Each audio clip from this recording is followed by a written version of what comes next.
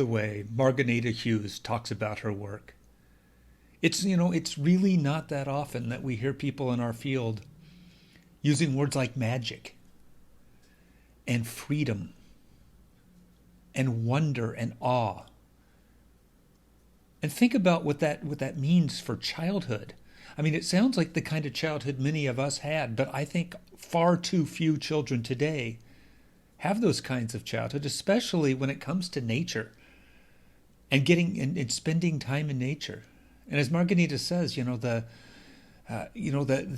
this lack of connection with nature directly, and the lack of freedom connects directly to a decline in creativity. I think more people need to talk about early childhood education and early childhood learning the way Marghanita does. You can see it fills her with a sense of magnificence for her and the children, and the stories she tells of the young children interacting with nature and interacting with art and exploring creatively and according to their own lights, the freedom to pursue their own interests in what is truly children's natural habitat. I think you're going to enjoy this one. Hey, welcome back to the Play First Summit, and I am excited to introduce you, if you do not know her already, Marghanita Hughes. And oh my gosh, girl, your site, I just fell in love with you immediately. She's an educator, an artist, clearly, author, illustrator, deeply committed to uniting children with the natural world through art. You're singing my song.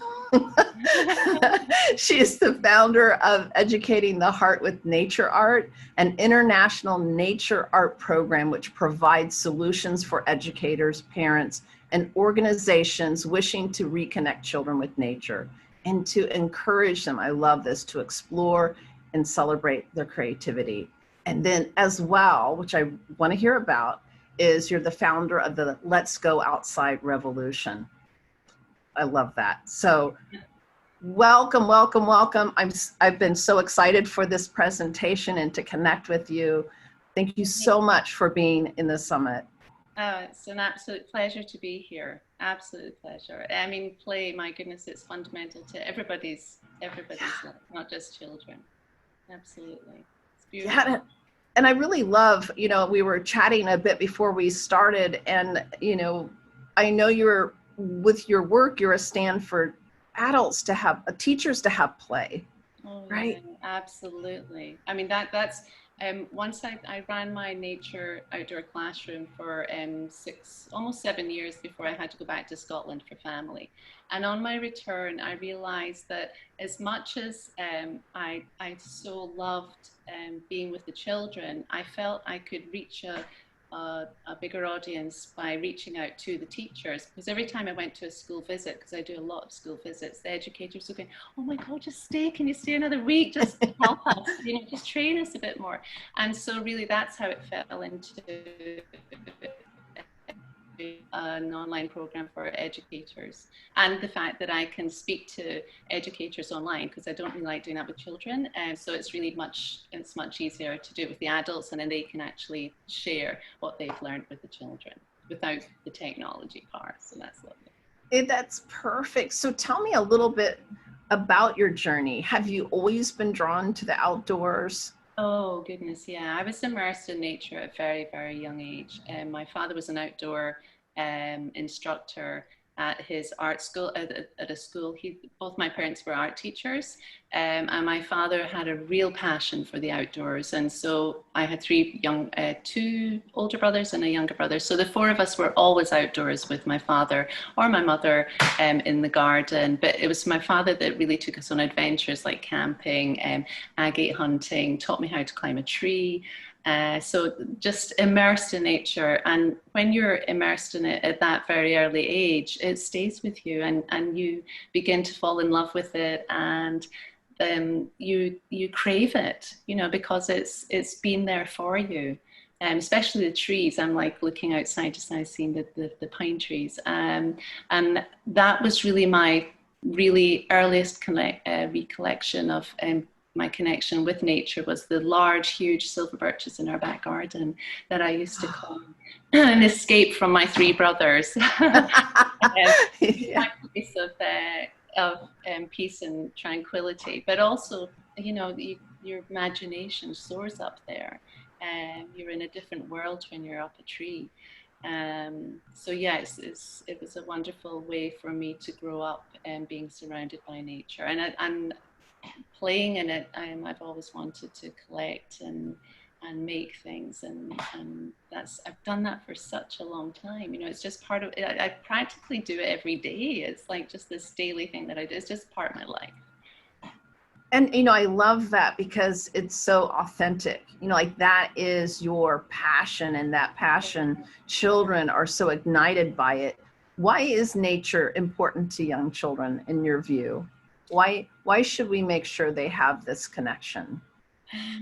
Because when we're playing in nature, our bodies are alert, more alert. We're more awake. We learn through our senses, and so when we're outdoors, the light's forever changing. There's different noises, so all our senses are being stimulated, and that, of course, makes us more alert, more attentive, and it's full of wonder and awe. You want to explore. You want to experience it, absorb it. Play and experiment. I mean, a stick, a branch, a pine cone. You're very early on. You're exploring and investigating, and then you'll. Yeah, it's. Yeah, it's awe-inspiring, and you can't help but be. It feeds the soul. It touches you in a way that nothing else does. Yeah, it speaks to the soul and ignites your spirit. It's beautiful. Yeah, you know, and it's so interesting. I have found that so many adults, their first memories are of outdoor play. My own is hiding from my siblings under a bush. My friend and I found this bush that had like a space that was like a little, you know, we were tiny, 4 years old, 5 years, like we could squeeze in there and have our own little fort and capture fireflies. And, you know, it was just, I think back to those days, and I'm just, like you said, filled with peace and awe, you know, that especially, you know, lightning bugs, they're like magic, right? We try to capture them day in and day out, you know. And it's that word, magic. It is magic. It's there's a magic around the world, the natural world, that is just so exciting for a child. They're naturally curious. They want to explore and investigate. And, oh my God, dandelion, your first ever dandelion. I still love to blow dandelions, you know, and watch all the fairy wishes disappear off into the distance, you know, and it's just beautiful. Yeah, so the natural world is a magical place for children to find and learn about themselves. The more time we spend in nature, exploring it, touching it, feeling it, smelling it, like the whole senses and things, and you're surrounded by the elements as well. So you have all the elements that are around you. You begin to realize that you are part of nature too. I try to encourage both children and adults to go barefoot. You know, when you start to go barefoot, you can feel that warmth of the earth. Or outdoors just now, we've got a carpet of pine needles. And I'm so used to people like, oh, how can you walk on that? But I'm so used to walking on that because it's just something that I do on a daily basis. Or when it's springtime and the dew is on the grass, oh my God, it's invigorating. And I remember that from being a child. And to do that as an adult is just like, oh yeah, I remember that. It's wonderful. And climbing a tree, like that was my favorite thing for sure to do as a child. And on my bicycle, a sense of freedom, being on your bike. But the trees have just oh God, I just have such a connection with trees. And they're like, some of them are like really good friends. So I see them as friends. Yeah. Well, and they travel the seasons with us so much. I remember my first job as a teacher, we had a huge maple outside our window. And spoke to the children, they would notice the changes. It would turn into this fiery red in the fall, you know, and it was always such a, oh my word, you know, the tree is red. Yeah. Yeah. And that's what's so good about having an outdoor classroom, is that you follow the seasons. There's always something new to explore and investigate. There's nothing not to explore. You know, there's always something new and fresh outdoors in nature any time of the year. And the snow, we have a lot of snow here. And so that's a completely brand new canvas. You know, the snow, this white canvas that you can paint and draw and create sculptures, and yeah, just loads of different fun things to do for children at any time of year. And why would you say art is important for young children? Because you marry the two so beautifully. Well, I actually think they're not really that separate. I feel in personally myself that if we just look out in nature, if we look at a leaf, the intricate detail on a leaf, that's a piece of art to me. Nature is art. A landscape, you look at the sunset or the sunrise, that's an ever-changing canvas. So I think the nature is just bursting with the arts, the bird song, the music, theatre. You watch the drama of a storm. So yeah, nature is just full of the arts, and so for children to experience the arts themselves, they can express the way they're feeling, the way their emotions are. It's really fundamental for children to be able to do that. I don't think they get to do that in so many of the other subjects. So art is a beautiful way for them to express themselves creatively, how they're feeling about things, how they just their imagination, their ideas, their thoughts, and we can bring that and draw that out with lots of different mediums, you know, clay and pastels, a paint, sculptures with nature, lots of different ways of being allowing them to express themselves.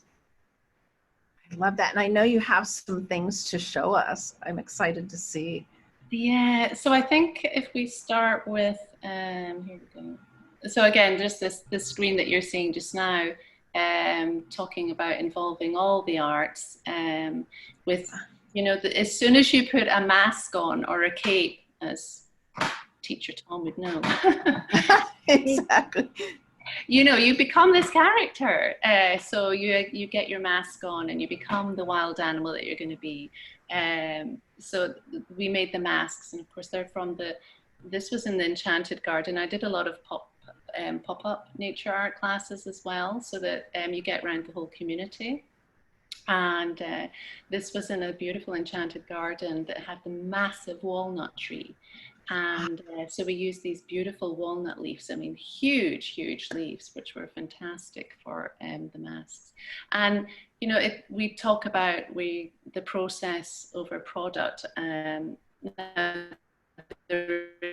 the end of this, but it's truly their process and creating it. And then you get to, it's another process as soon as they put on the mask, you know, they're playing again. So I like to see it as playing, exploring, experimenting, creating, and then they go off and play again. So they get, you know, it's just this flow, this beautiful flow of creativity throughout their experience. So we made the masks, and they made shakers, bell shakers, and so they did their own acting out of this beautiful play for us, which was wonderful. So it's our program is all about connecting the children's heart to Mother Earth's heart, and I think today we're kind of we have that disconnection, sadly, and COVID's kind of made that just that little bit harder as well. So it's really, really important that we get back to nature, even if we're not allowing all the children to play together, at least allowing them to get out and play with themselves and with you as a parent or a teacher, just to allow them to connect back to nature. We know how beneficial it is to be out in nature. And one way to do that is through creative play. So nature is constantly inviting us to play, explore, imagine, and create, like I said.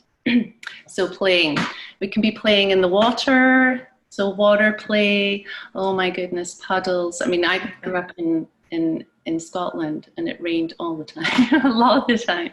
And so my childhood, there was lots of mud and there was lots of splashing about in the rain, and it made it even more exciting. You know, when you went camping, there was this wonderful sound of the rain on the, do you remember that? Oh my gosh, yes, I love that yes. sound, and I do miss that where we are. We don't have. So I mean, it's lovely. We have lots of sunshine, but you know, you do miss the rain. So when it comes out, we run out to get the rain and feel it on our faces. And so it's just the elements, you know, the water play, and of course, when we're outdoors, there's just this full of wonder. I mean, look at her face; it says it all, really.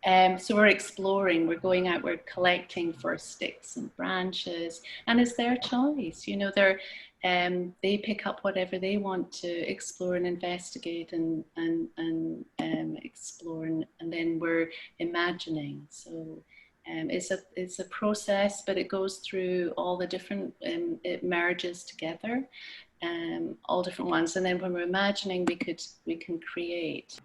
So it starts with awareness and observation, creativity. We want to observe and look at and be aware. You know, we ask, if we ask a child to draw something that they don't know or don't understand, they've got to be aware of how it looks. So it's immersing them in nature. They're beginning to become aware of the things that are around them, about their environment, about the animals that visit. This morning, we had deer walking past, and a fawn, where the picture is that you see right now, that's really just out there. And wow. The deer passed with a wee fawn, and I haven't seen them yet, so that was the first one, so that was super exciting. And the children can see that, you know, they experience that, so they get to see, and they're aware that, oh, that's a deer, and you know, it's got 4 legs, and it eventually gets a bigger picture the more and more they see of an animal or of a tree. So it's awareness, it's observation. And of course, touching the earth. If we're touching the earth, we feel a connection. She can feel the heat. She can feel the pine cones, they're spiky. And we're playing with the rocks and pebbles. I think she's making a nest there, or some kind of construction. It's her choice, she's building. And she's using she's exploring her environment, and she's imagining and creating. So I thought we'd first of all start with something very simple, and that's like painting in nature with nature. So we ask the children to go and hunt for some branches or sticks. Children love to go hunting for anything. They just love, we're hunters and gatherers. We began hunters and gatherers. So it's a natural thing to go out and collect. And if you saw my desk, it's just covered in things from nature. I can't help that. But when we do receive a gift from Mother Nature, we always are thankful. So we say thank you to the flower or to the branch or to the tree for giving us this stick. So it's really important that we instill that in the children, that we're being really respectful, and that we're very grateful for their love and sharing. And we can paint with flowers. So we're going through experimenting with different foliage that the children have chosen themselves. So it could be a flower, it could be a branch. We can make our own brushes, paint brushes, and we're using earth paint here. It's earth paints made by a wonderful Californian girl that I discovered, and it's just, when I found that, I was so excited because it's eco-friendly, and it's made just as how it was made forever. You know, proper earth paint. It's beautiful. It's very, very lovely, and it's consistent. It comes as a powder, and of course the children love to mix it by themselves, so they can get the paint that they want, the consistency. And so you can see it's just free range playing, and they're going, and they're getting to use a paintbrush, a man-made paintbrush, but they're also getting to use their own paintbrush and splattering with the paint. So it's a real full expressive way of how they want to paint, and use which brush they want to use, what choice is theirs. So and they're working together, and we have different age groups here and working together on a piece. And this boy just wanted to paint the shadows, which were wonderful. And that's another fantastic thing for children to do, is to paint the shadows, follow the shadows. You could just spend a year investigating shadows. And this child just wanted to paint his rock. So it's their choice. It's what they want to paint, and with what paintbrush and with what paint. And so it's just a lovely. And this child, of course, wants to paint the feet. And then once he did that, everyone wants to do that. Exactly. You know, they're just splattering about, and they're barefoot. I mean, why would you not want to be barefoot? It's beautiful. So that was that one. Okay, so storytelling with nature. Storytelling is huge for me. We're all storytellers. If you think back to when we our first cave dwelling days, we would be telling our stories with the caves. We wanted to express ourselves. It's in our DNA. To express ourselves, and so we look at the cave paints, and we can tell what happened, a little bit of history there, a little bit of story, but also, you know, around a campfire, we'd be telling stories, we'd be singing songs, we'd be sharing our adventures. So storytelling is really, really part of who we are. And I think that's another very important one that children should get to experience. So storytelling with stick people is another huge thing. I can't help myself. I make stick people everywhere I go. And I actually love doing it in different countries, because that's really exciting as well, because the environment's different as well. So you're going to get different foliage, you're going to get different feeds, you're going to get different bits and pieces for the children to work with. So stick people, again, we're looking for a connection with nature first. Let the children understand. So let them get to know a tree. So that's really the first part. The starting point is to get to know the tree, to touch the tree, to smell the tree, to play with the bark. All the trees are different. You know, when you go into a forest, people will go into a forest and think, oh, there's just 100 trees and they're all the same and they all look the same. Well, no, they don't. They're very, very individual and different, just like every single child. They're little beings, these trees. And so connecting with them is really magical for the child. So it's touching, smelling, and we're doing bark rubbing here. And so it's just familiarizing themselves with the trees. And then for really young children, the simplest one is just to find a small branch and use whittling or a potato peeler. If you don't have a whittler, just a potato peel to peel off the little faces. And then we're using clay and the little acorn caps. Adorable. Oh my goodness. It can be anything. You know, the child can use anything. But these are really simple ones, because any child of any age can do that. And we're adding the clay to make it stick. I don't really like using glue if I don't have to, especially in nature, where the item might be left. So we want to make it as eco-friendly as possible, as sustainable as possible, using that natural items. And there she is making a kind of nest for them. Now, after that, this is a really beautiful one. Why I wanted to share this one was because of her journey of exploration with her. Previously, a couple of weeks before, we'd been doing potato printing. So she just learned stamping and printing. And so we're way down to the lake, which is at the back of the front of the property. So we're very lucky. We've got the forest at the back and the lake at the front. And so we were taking this group of children down. This is one of my special needs students, Elise, who suffers from a very rare brain disorder, and she suffers epilepsy. So very severe epilepsy. So she can have a fit at any time. And the nature and the art are really, really therapeutic for her. They're doing great. She's really enjoying it. And so we're going down now with the basket. This is something you can all do as well. Just pop in some materials. We can use pastels, crayons, anything that's portable, a little bit of paint, and some paper. to go down to do our drawing of the lake. So we're at the lake. So she's looking out onto the lake, and she's doing her waves. And look how the chalk. She chose chalk. So again, it's that choice. What would you like to use to create a picture? And so she's using the chalks. And then what she does is, she wants her little people, her little stick people, she took them down to the beach. She wanted to just play with them. So she was playing with them, but as she was playing, she noticed that when she picked it up and pressed it back down again, that it picked up a bit of the chalk and it made a print. And so she was fascinated by this. So she kept doing it. And when it ran out, she'd add new chalk. So you get this beautiful picture of these little markings that she's making. And there it is. See Wow. I'm in love with that picture, and she's added her trees as well. But it was the fact that she just learned the stamping, and she realized, oh, this stamps as well. And she was just playing and exploring and creating. And that's what I'm talking about, how beautiful it is. It's so enriching for that child, and for a teacher or a parent to witness that is just pure joy as well. And you're standing back and letting them. Sorry. Yeah, no, I was going to just point out what I think is so powerful about this is that when we teach them, like the potato prints, right?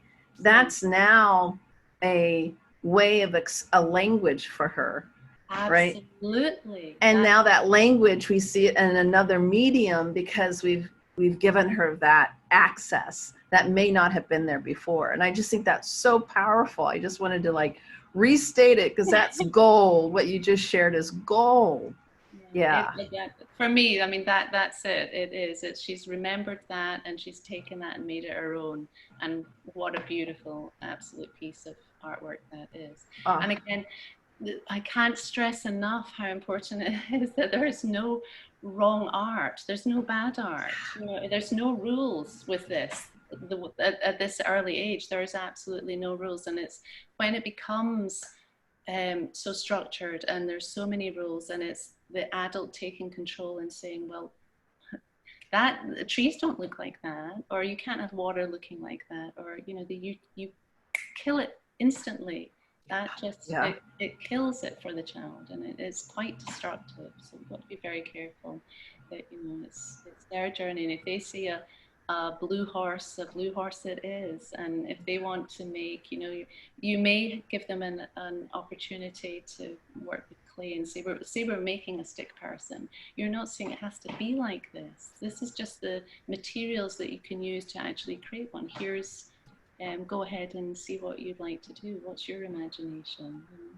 So, here's another wee mini one. So that's her putting a bit onto the play and toadstools that she'd made earlier. And off she goes and plays again. So, you know, when you're creating, it's that whole playing, exploring, imagining, and creating, and then you've created something, we just want to instantly go and play with it again, which is just beautiful. I love that. I love that whole flow. And it's just continual. It can go on and on and on.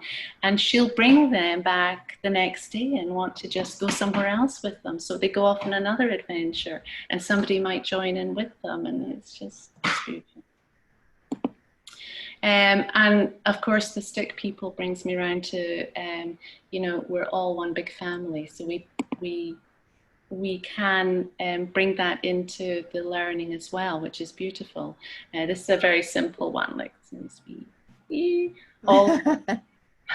all different skin colors. You know, you look at nature as a teacher, and you look outside and look at the 100 shade of green out there. Well, we are 100 shades of skin color, and when we're, you know, creating art, we can incorporate that, and that we're all unique individuals, and that no one is better, no one is higher or lower than anyone. We're all unique, but we're all part of one big family too, which is really important. And nature can instill that with us as well. And the fact that these little people came from one branch, you know, they came from one tree, and they were cut down and made into a big family. So that's really enriching as well. There they are out in the forest, going on little adventures with their stick people. And we can, again, just an example, that we can play storytelling with shadows. We can actually go behind there and actually draw and paint the shadows as well, capture little beings. So it's an endless amount of fun doing the storytelling with the stick people.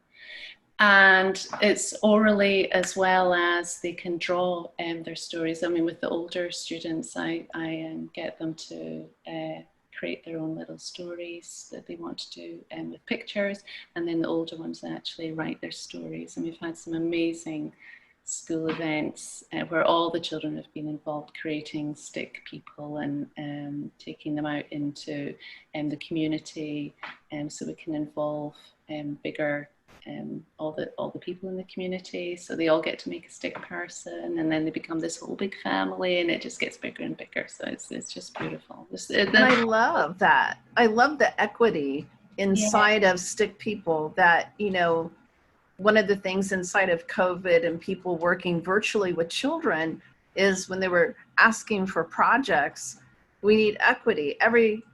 Almost every child can find a stick, right? Yeah. That's exactly it. And it can be, like I said at the beginning, the simple one where it's just straight. It's just a stick. Or you can elaborate and add things and make it into a real character. And staying with the stick people, for the adults in my course, we use the stick person to represent ourselves. So we make a stick person and we focus on this being as ourselves, and what do we need to change within ourselves. And so it's much easier to have a puppet or something as to represent ourselves and see ourselves. So that's a beautiful experience as well, to be able to do something. I love that. Yes. So it's all ages, you know, so people can just right. But I think the educator needs to play. I think doing things like that, you know, I think oftentimes educators are pulled to Pinterest because they want to play, you know, and rather than, you know, bringing teacher directed activities, allow yourself the time at home to play and make your stick person. So when you come to school, you can let the children create theirs. Right? I totally agree with that. I think the more they play, the more they get involved in rekindling their own child within and their own personal creativity. I've had so many teachers come in and say, oh, I can't draw, can't paint, can't make anything, you know, it's nonsense. Give me 5 minutes with you and you'll be making something, you know, you're creating something. And they do, and it's just beautiful to watch, to witness that opening up again their child within and using their imagination and making stick people and caterpillars and whatever, you know, it's just beautiful to watch that as well. So as children's freedom has declined, so too is creativity. Sorry, go on. No, I was just going to, you just flashed something in my head that I think is like what you were talking about is also the way, like when that child has that freedom to create the stick person as they see it. I remember the first child in my class, I was sewing something in the class and he wanted to sew. So I put out scraps that I had in the cabinet and some needles, and I thought, we'll give it a go, right? And he sewed this little ball of nothingness. Yeah. But for him, it was Superman. Yes. Exactly. And I thought, you know, it's like what they produce may not look like anything but a ball of stuff. But for them, it's everything. Absolutely, totally. Yeah. And we have to remember that. It can, totally. And it's beautiful. I mean, it's beautiful. He was so proud. And, you know, I can just see like the little girl, that the gift you gave her and creating that piece of the water, you know, and her, that process was allowed to unfold as her needs were met in that unfolding. Exactly. And that's how we need to look at it. That's how we should be approaching it. So, and that's what you said, freedom, and it is that freedom has declined, and so too is their creativity, because when they're not getting that freedom, that they're not getting to use their imagination, and they're not getting to release that creativity that's within them that is so fundamental to feeding the whole child. And it's going back to the whole child, the body, the mind, the heart, and the spirit. If we focus just on the mind, the rest of the whole being is out of balance.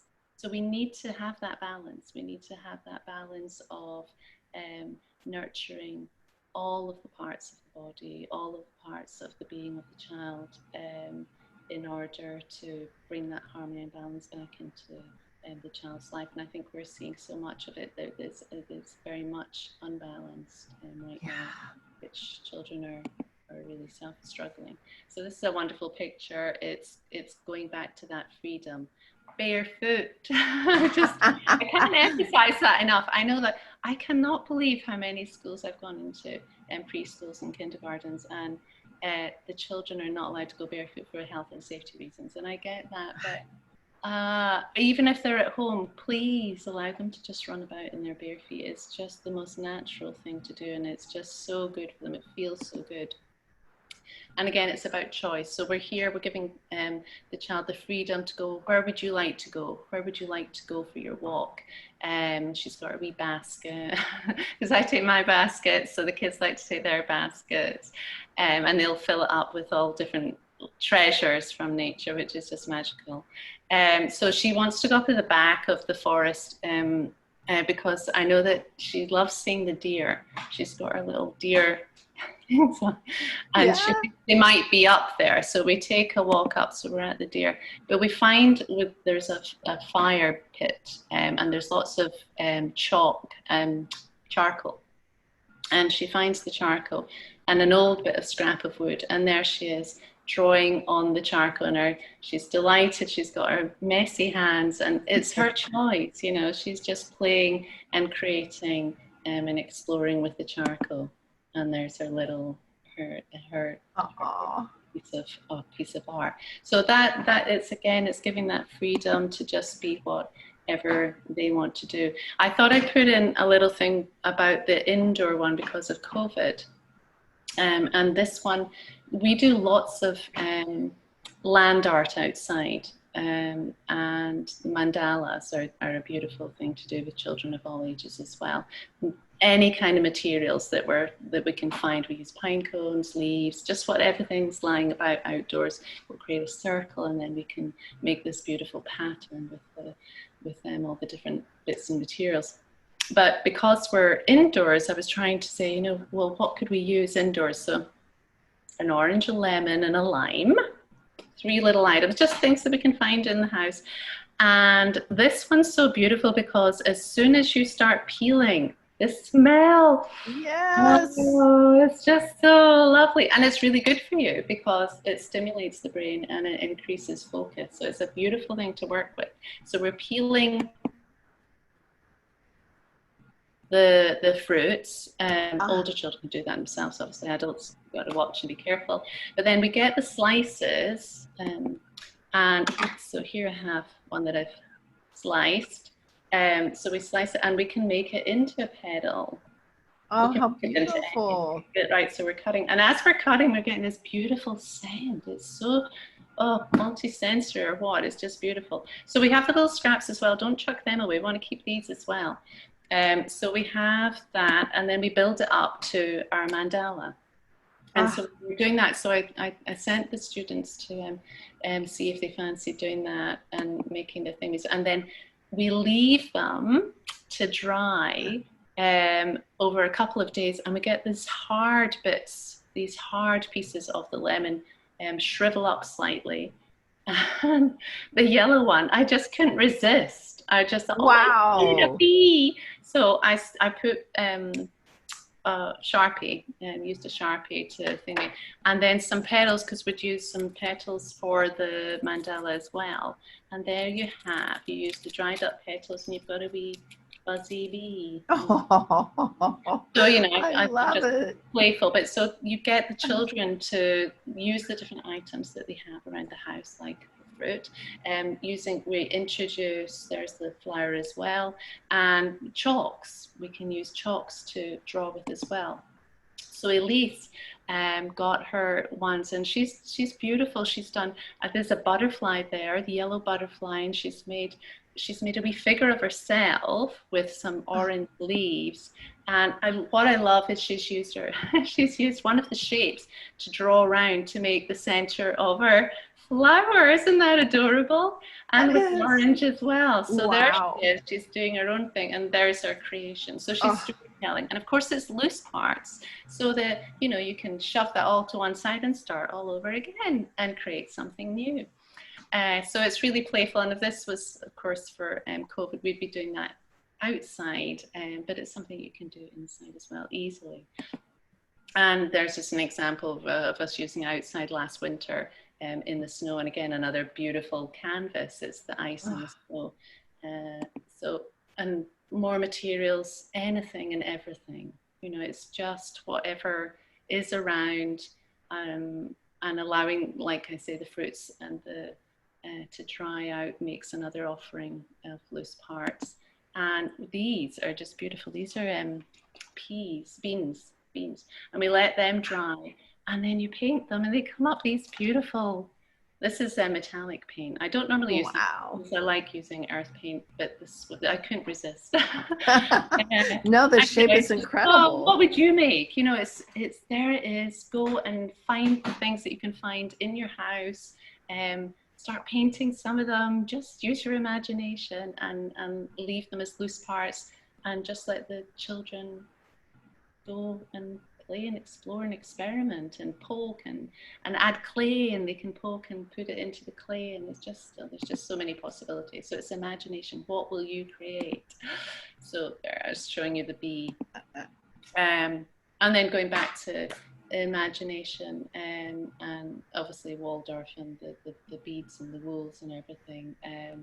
Just love that whole softness and gentleness, and I make little wee ones myself, but I just love having the children experience that, and they choose their own what items they want to use.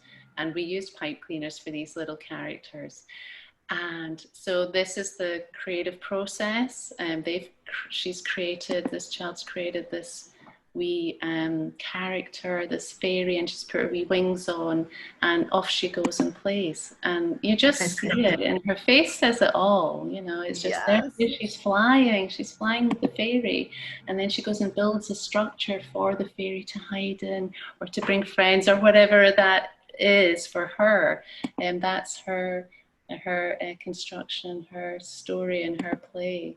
And it's there. You can see it in their faces. They're so happy. They go home content and satisfied, and they get a good night's sleep because they've been out in the fresh air, and they've used their imaginations, and their whole being has been nurtured.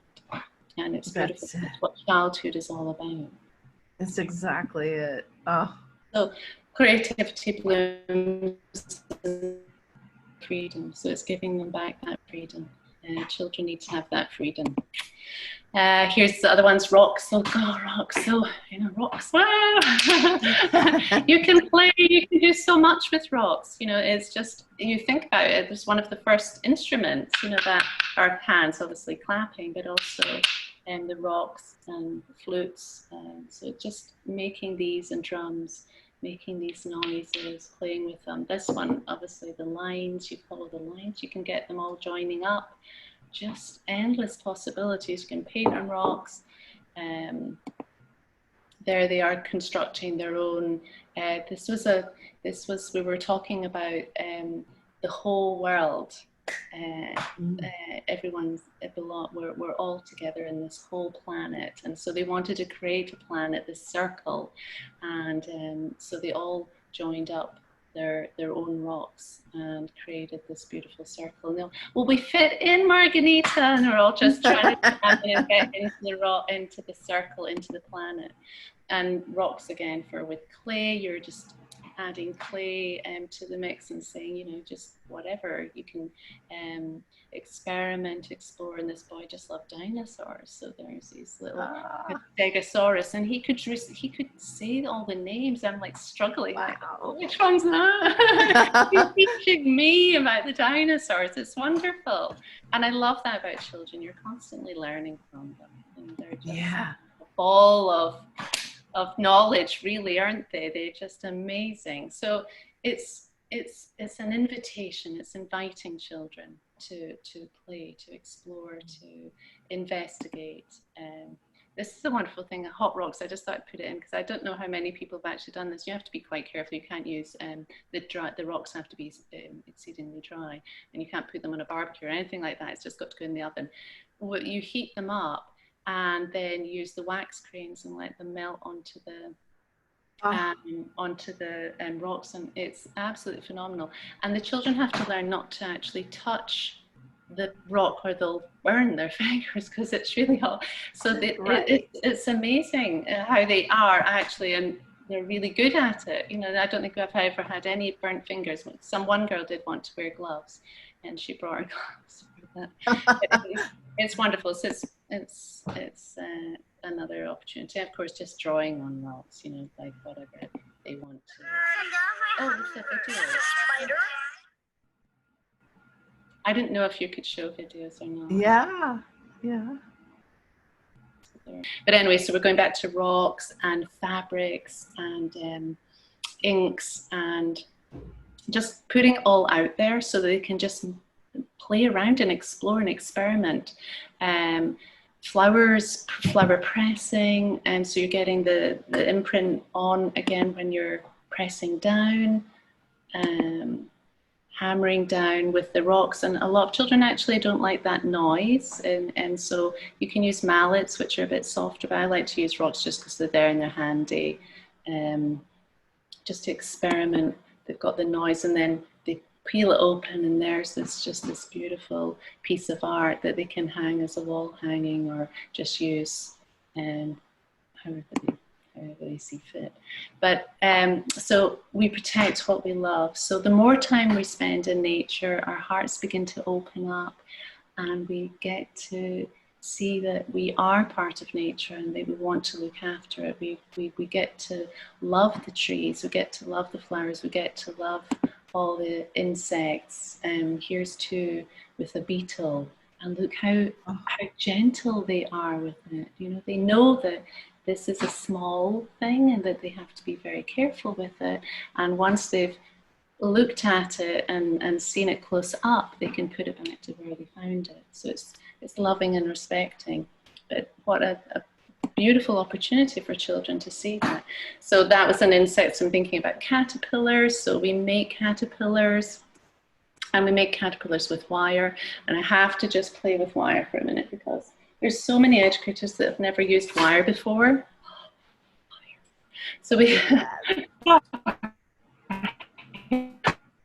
I'm in my element with wire. No, you can make it into anything. It's so flexible, and it's just like there's this line, and then you can make it into a circle, and then you push it through, and it can become anything. So we're using this is garden wire. We can use lots of different wires. So and then you push it through, and push it through, and you've got a circle, and then you pull that, and look.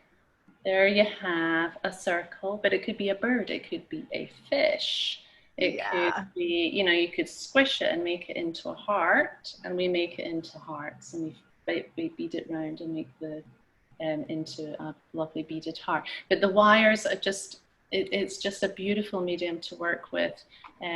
You can wrap it around your arm and make it into a caterpillar. And you know, you fly that around. If you are indoors, you can fly that around the floor and skate and have caterpillar races. But I'm talking about butterfly and the cycle just now. And how fascinating that is. Oh my goodness. So it's different ways of learning about the butterfly cycle. So we make a caterpillar with beads. It's beautiful. And when they're in the wire, you can wiggle it and move it about and play with it, which is wonderful. Oh, how wonderful. Yes. Yeah, and it's those lovely felt beads. Yes. You know, these beautiful felt beads that you can use. They're super soft, and you can, if you have a lot of patience, you can make your own, which is just wonderful as well. Fantastic tactile experience. So we're talking about what we love. So we love the butterflies. You know, we've learned about the butterflies. We're making the caterpillars, and we can make. I jumped the turtle too fast. The butterflies, we can make little puppets. So we're going to find our branch, and then we're using the wire again and threading it through to our pastels. We can paint the butterfly any way we like, but with a puppet, it opens up and moves, and we can take that outside and play with it. And we begin to love the butterflies. And again, just cutting out a template, let the children cut their own template, let them use the scissors. They need these motoring skills. It's all about allowing them to do that, at least try it, and then help them to, if they need to be, but they being able to let them do it themselves. So we're learning about turtles. We make turtles from a shell with the clay. We protect the turtle. The turtle needs to be protected. You know, if we immerse the children in nature and they see these close up, like the butterfly, like the caterpillar, they touch them.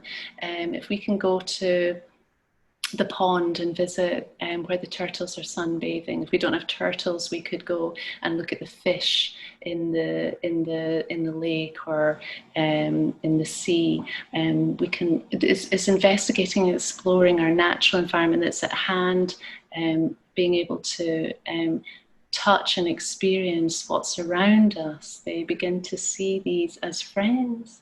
They become little friends. We love the turtles, we love the butterflies, we love the bees, and they'll protect them as they grow older. So we protect what we love. So in immersing our children in nature, they're becoming the stewards of the future. Dragonflies. Who doesn't love a dragonfly? They're Exactly. and eat all the mosquitoes. So dragonfly puppets. And here was a girl. She just started the outdoor classroom, and she didn't know anybody. And once we've made the puppets, you know, there's that. They're completely connected, and there she's off away with new friends. And I just showing you with the wire, here we are making the hearts. And this was for one of the tree days, because we wanted to celebrate the trees and give them a heart. And so the kids made these beautiful hearts just as an appreciation to the trees for giving us the fresh air that we breathe. And so we hung some of the trees, and this wee boy made this amazing one and wanted to give it to his mommy, so that was beautiful too. Well, you know, I think it's too so interesting at this age. You know, children are so open to really relating to everything as a living thing. Absolutely. You know, they're instantly there, right? Yeah. And so it's such a great time to make nature a companion. Absolutely. It's just beautiful, giving the tree a heart. That is just beautiful. Yeah. Well, they see it as being their friend now. You know, all of it is, the flowers are their friends, and they smell, because we've been able to smell them, and we've touched them, and we've created with them. We've made potions with them, and they're giving, and they're beautiful, and they're pretty. It's appreciating the beauty, you know. I'll just share another. Being an artist and yourself, you'll understand sharing other people's artists is fantastic. It's exciting, and it doesn't have to be ones that are in the past either. I really like to bring in local artists and other artists that are around today. It's not just the great masters of our time. And Kandinsky is a wonderful one for the circles and the concentric circles of the ones that go within the circle. So we started off with Elise doing the circles, and this again we're using lots of different. We have like watercolor inks, pastels, crayons, all that, but it's her choice. So she chose to use watercolor inks, which was a great choice, because we started with the tree discs, which are just wonderful. everyone uses them. They're beautiful. But this was a really nice exploration for Kandinsky. And, you know, they're touching and feeling, you know, how does it feel? And she noticed that one side was smoother than the other, so that would probably be a better side to paint. It wouldn't absorb, so it wouldn't be so difficult to absorb on the smoother side. And because it was circle within a circle, she was poking them, she was stacking them, she was putting them through the sellotape. So it's all that exploration and discovering how the circles fit in with one another. So you can have lots of different circles, and it's circles within around the house as well.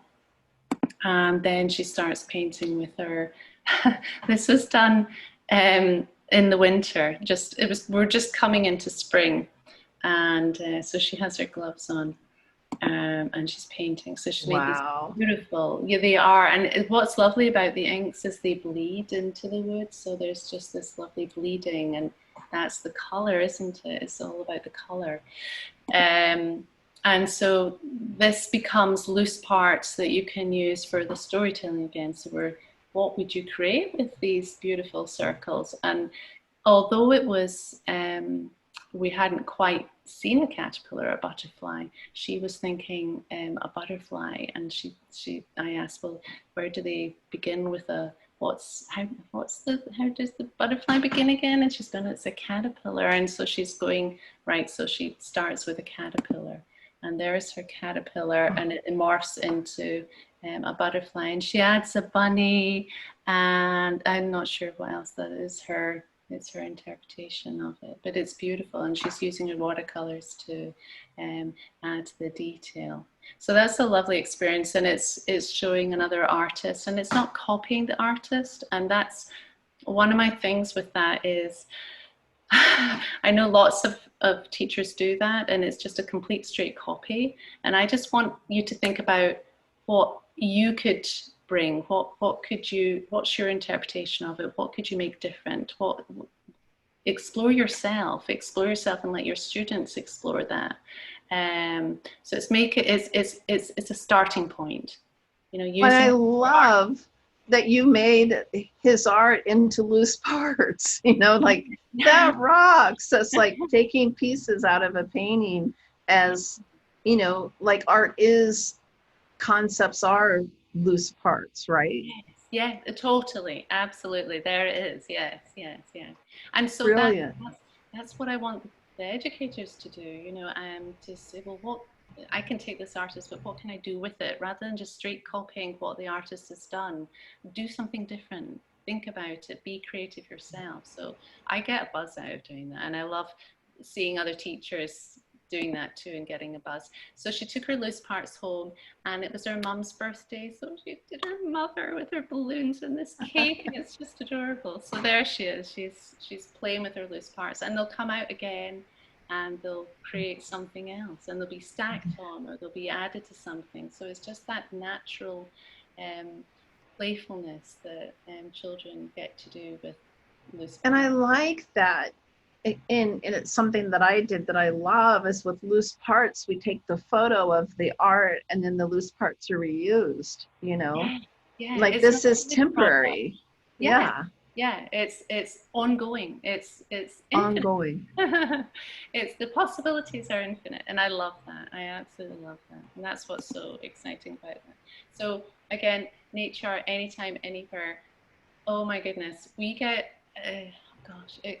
at times it's been -20 and we've been out, you know, I mean, it's just, you can't stay out forever, but right. 2 hours we can do it. You know, it's just about being physical and keeping the children active, which they're happy to do in the snow. So you can do nature art at any time of the year. It's a lovely summer's day, and there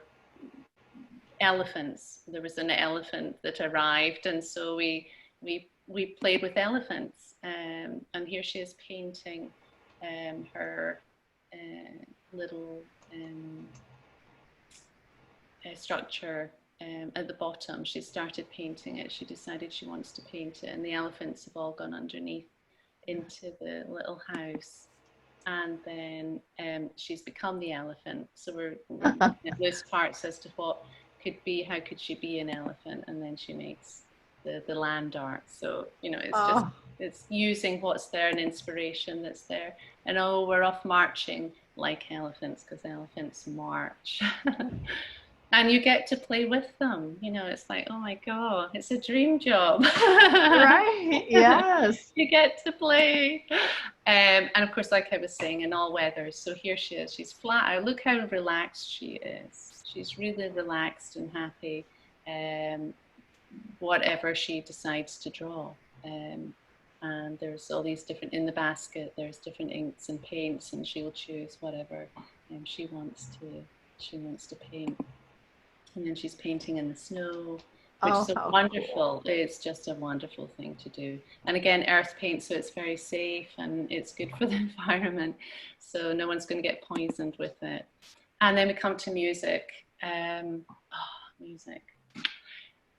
It's everywhere, and I love nature's music, and that's what I take my inspiration from. And we can, and the waking up to the bird song, it's got to be the most beautiful thing in the world, isn't it? Truly. It truly is. And for any child not to hear that is just, they have to be allowed to hear the bird song. It's so joyful. It's just pure goodness. So we'd listen to the bird song, and I was thinking of COVID, and I did this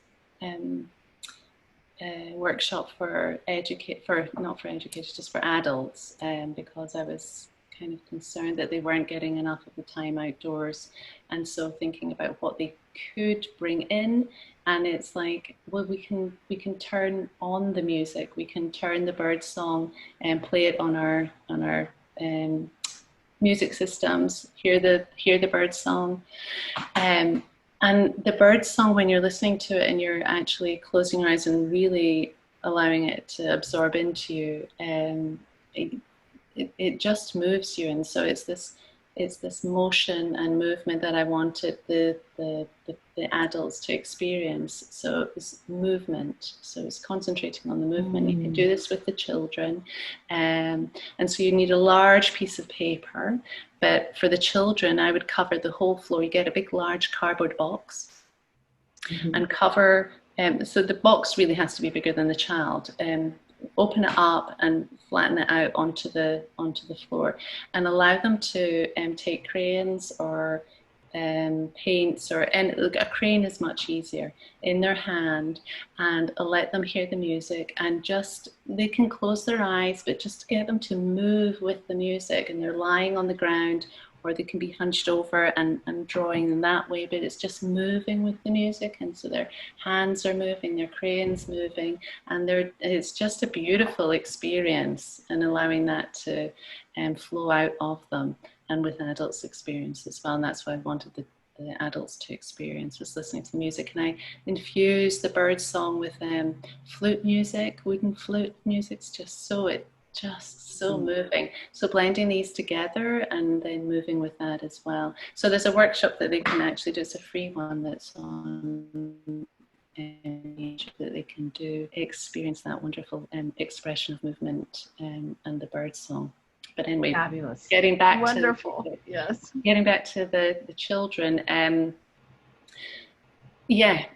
Music, bell shakers, the most simplest thing to do, and it's just going and hunting for a stick. And I can't tell you how important it is for them to actually pick their own branch or stick, so that they own its ownership.